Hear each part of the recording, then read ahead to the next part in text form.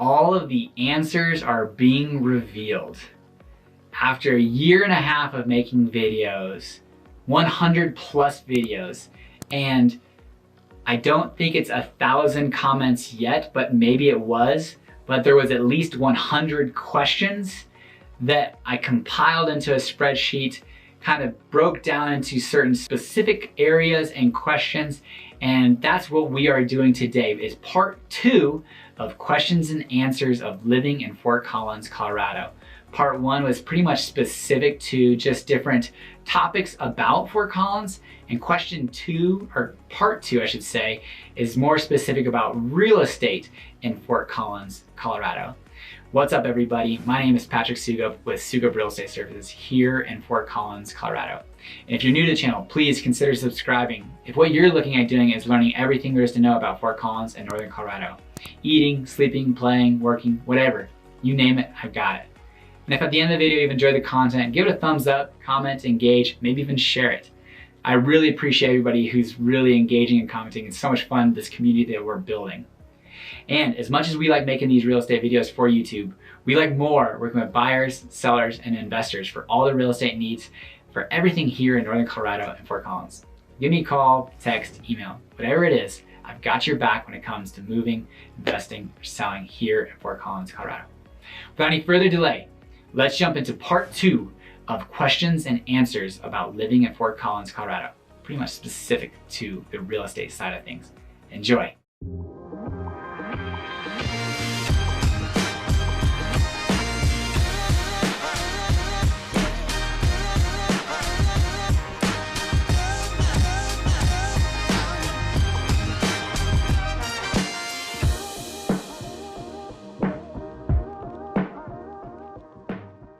Question 1, and I got this a few times, and so I thought I would just answer it right off the bat.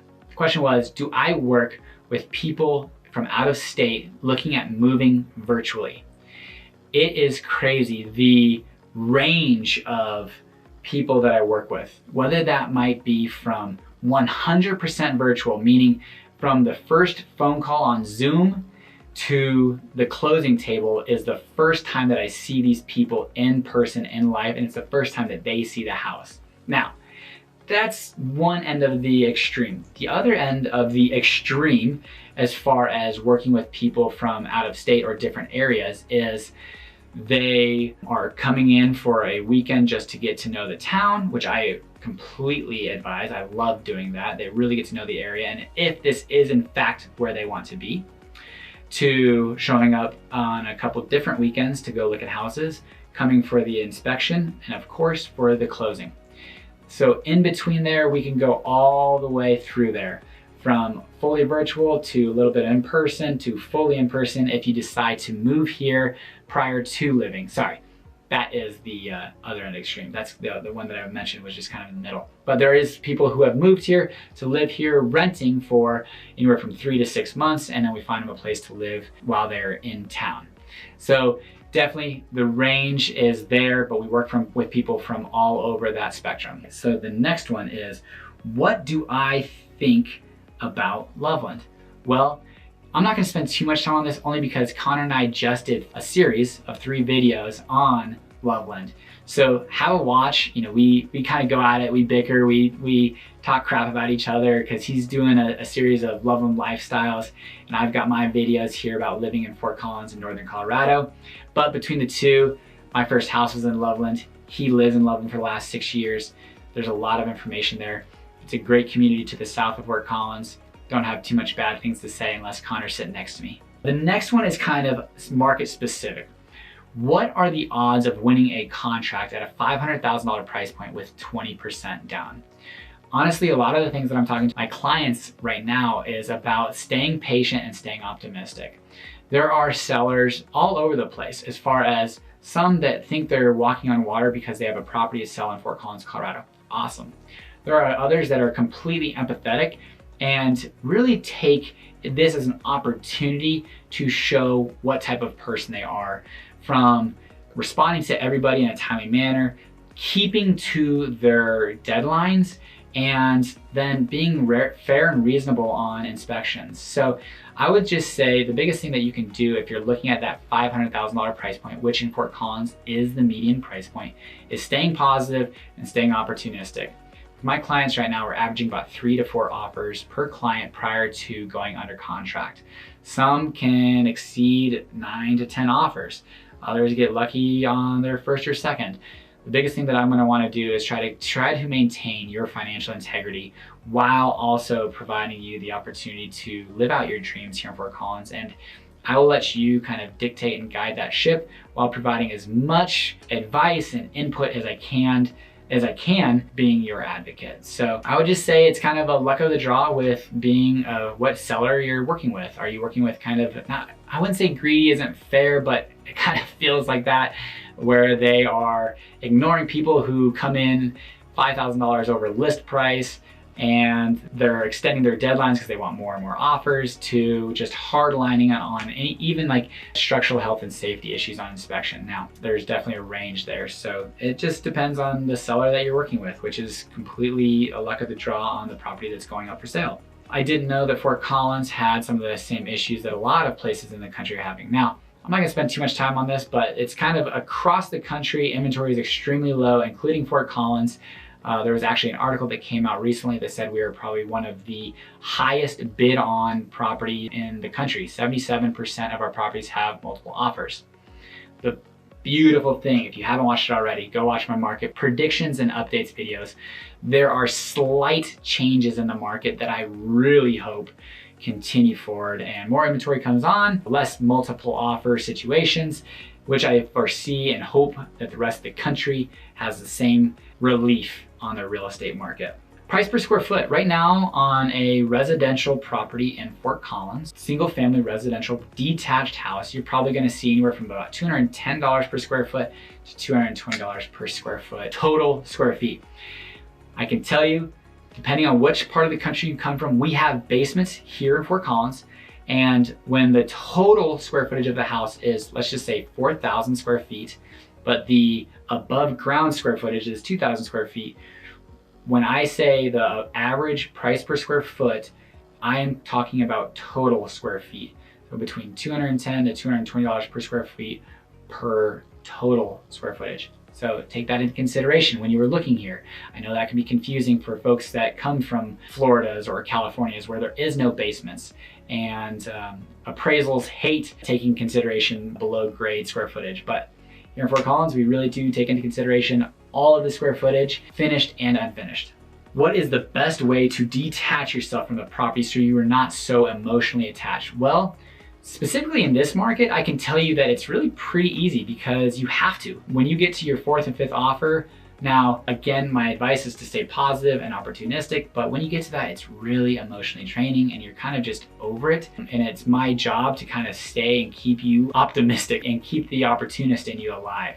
So when I bought my first house in Loveland, I can tell you my wife fell in love with the property. And it was our first house, and she was my girlfriend at the time actually, but it was our first house in Loveland and she loved it. And I told her, do not get emotionally attached, do not get emotionally attached. We might not get it.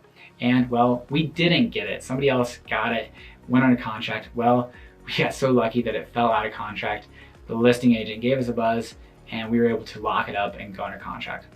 And that is definitely something that is tough from a male or female's position when they see properties and make an offer on it, because that's a huge, huge decision when it's $500,000, $750,000 here in Fort Collins, when you're putting together an offer and dedicating yourself to this property for the next 30 years, technically. Well, according to your mortgage at least. You have to have some type of emotional connection to be willing to put that type of money on the line. Now, it is my job, or whoever you might be working with job, to keep you kind of level-headed about it. Let's not throw the farm at them, so to speak, and make a educated decision and an educated offer, and understand that, hey, there might be 2, 3, 4 offers in this situation. There used to be 5, 6, 7, 8 offers per property, and that can still happen depending on the pricing of the house. But I can tell you with the market that we're in, it's a lot easier not to be as emotionally attached because you're having to do so many offers today. So as far as how you can not be so emotionally attached, lean on who you're working with for information and to keep you kind of level-headed and understanding of what the market is. Sometimes maybe you can get emotionally attached. If you're willing to put an offer in and it's a complete buyer's market, you probably can get emotionally attached because you're probably gonna get it. In this market that's so strongly, heavily weighted towards the sellers, it's less likely that you get it. So it's something that you do need to keep in mind. Do not get too emotionally attached to any property right now.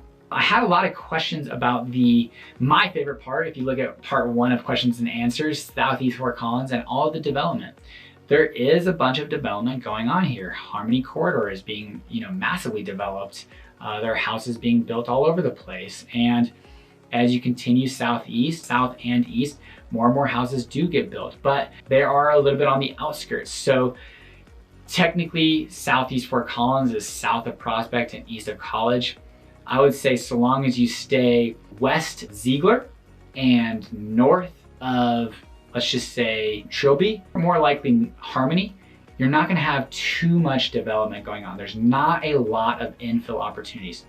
Once you start kind of getting on the periphery, the outer edges of Fort Collins, you will have a lot of development, and there are a lot of lots of building going on in Fort Collins. Now, I shouldn't say in Fort Collins, but a ton going on in Windsor, Timnath, Wellington, and Loveland. And there is still a lot of development going on in Fort Collins, just not as much, but a lot of it's happening on the southeast side of Fort Collins. And a lot of you want to see some of these videos, maybe of new construction, new builds, new developments. I do have that on my to-dos as far as future videos.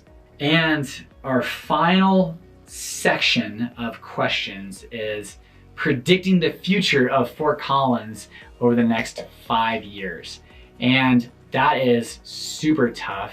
And it's tough anywhere you go. Making predictions is super hard. And all I try to do is tell you what I'm doing, which is I'm still investing here in Fort Collins in Northern Colorado, buying property with the understanding that for me, it's a basic economic issue of supply and demand.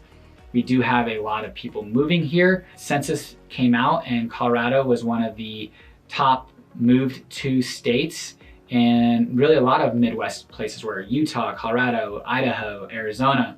We all were between 14 to 18% population growth. And this was the 2020 census. So I don't foresee the population of Colorado decreasing, and specifically Fort Collins, Northern Colorado, Denver, Colorado Springs. So I would suggest, if you are considering buying a property but are concerned about how expensive it is, I think it's a completely valid concern. I think you seeing prices increase by 25% year over year would catch anybody by surprise or as a major gut punch. And having grown up through 2008, 9, and 10, the Great Recession, and maybe seeing what it had done to our parents or aunts and uncles or grandparents who may have lost their properties to foreclosure, I get it. And I understand it. And there's lots of dynamics that could happen that I have no clue about, that making predictions is really tough. If you can afford the mortgage and you don't foresee yourself leaving the job, getting fired, or the job going away, and you could manage the mortgage for the next 5 years, I think buying a house is a great decision. That being said, I might get some flack, some pushback. Now is the time to rent. Houses are overpriced. Okay, possibly. That could very well be true. The market could flip on its head and housing prices crash 30%. Maybe. If that happens, I'm gonna be one of the first ones that is massively affected by that, as I do have a good amount of investment property all here in Northern Colorado, and I'm still looking at buying. So hopefully that helps you as far as like what's gonna happen in the next 5 years. The next one, as far as 5 years goes, is would I prefer to invest in Fort Collins or Colorado Springs? Well, that's an easy one for me, Fort Collins, but I don't know anything about Colorado Springs. I have an aunt who lives there. Seems like a great place. I have nothing bad to say about Colorado Springs.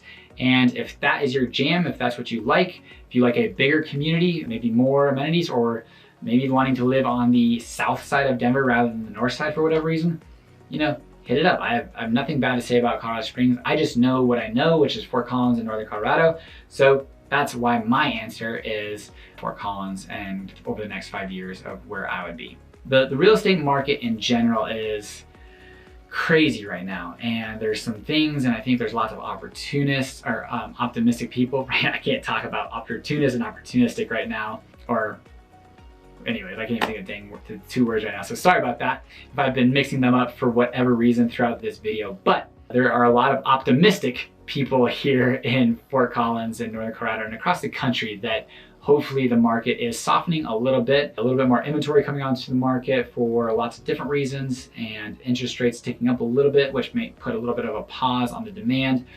Lots of different things that are kind of showing that there are signs of softening for the real estate market, which just means a better opportunity for you as a buyer to come in and not have to compete with 6, 7, 8 offers.